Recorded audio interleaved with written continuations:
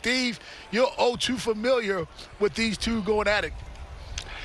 Well, it's been a pretty good rivalry, Rob. It's not a rivalry like an AL East opponent, and the Nationals have their NL East, of course. But the Battle of the Beltways, or whatever you want to call it, it's been a good run. The Orioles have had much the better of it since the Nationals moved to D.C. in 2005. They actually have a winning record in this ballpark. They've hit well here a lot over the years. So the offense we've seen already, maybe it can continue for 2 nights here at Nats Park. And Steve, that's a great segue, my friend, because I want to talk to you about this offense of the Baltimore Orioles. We're seeing some numbers that we don't normally see characterized with this offense. Second in the AL in pitches per play appearances, first in walks and on-base percentage, and second in runs per game.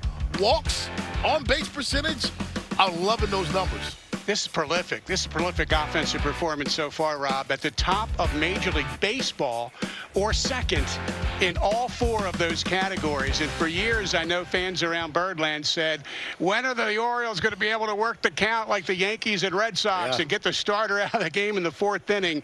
They are now doing it. And I think what we're seeing, Rob, is a long-range plan come into focus here. I mean, it was a couple years ago I started writing about the term swing decisions on the minor leagues, and they were really trying to hone in with kids like Gunnar Henderson and Adley Rutschman when they were on the farm to make sure you hit the pitch you can drive. If the first or second pitch is not your pitch, let it go. Wait for one you can hammer. And look at exit velocity right now. The Orioles are near the top of Major League Baseball.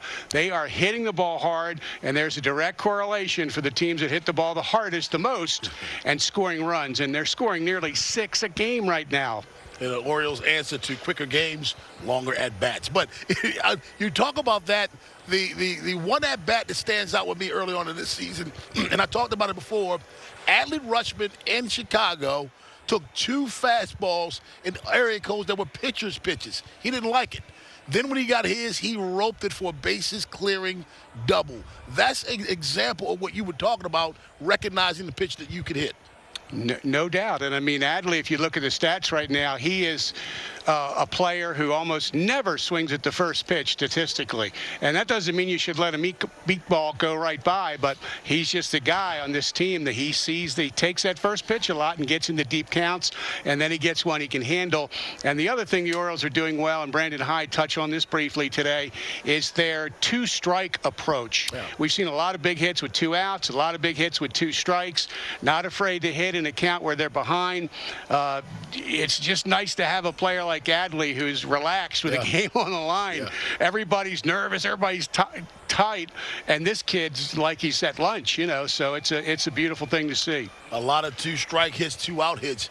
Good news today out of the clubhouse. We saw this on Saturday.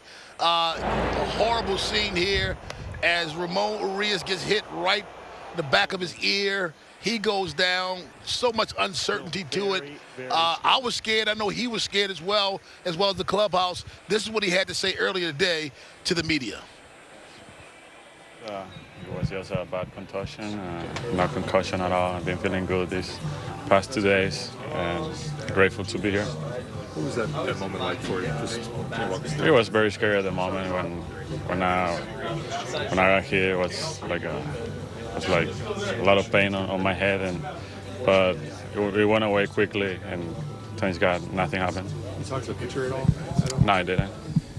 I mean, did you think at first that this was going to be serious? Yeah, for sure. When I got hit, it was a little like dizzy on my head, but like I say, it went out quickly. It was a straight fastball, and you thought it was going to break? It was a 2-seamer, I think, sinker. It was straight to my face. I couldn't do anything. Did they have a timetable? Are you keep going on the 7-day or what? No, I'm available tonight. You are available? Yeah. Is there anything mentally, just the first at-bat after that you kind of have to clear out? I don't know. We'll see, depending who's in the mound. What'd you have to go through to clear the concussion protocol? I mean, just see how I'm feeling. How was I feeling doing some cardio, doing some running stuff. I went to the field yesterday to do some stuff. Everything feels good, feels normal. That's it. Great to have him back, Rob. And he is, of course, out of concussion protocol, or we couldn't interview him. And as Brandon Hyde said, he's available to play tonight. He's not in the starting lineup, but the Orioles are delighted to have Ramon back. It was scary. Brandon Hyde said it's unbelievable. He has made such progress so fast. And as you know, they had Joey Ortiz. They took him out of the lineup at AAA the other night just in case they would need him, but they don't. Ramon Urias is back available to the Orioles tonight here at Nationals Park. Yes, he is. And Steve Melewski, thank you very much, and enjoy the game, my friend. Thanks, Rob.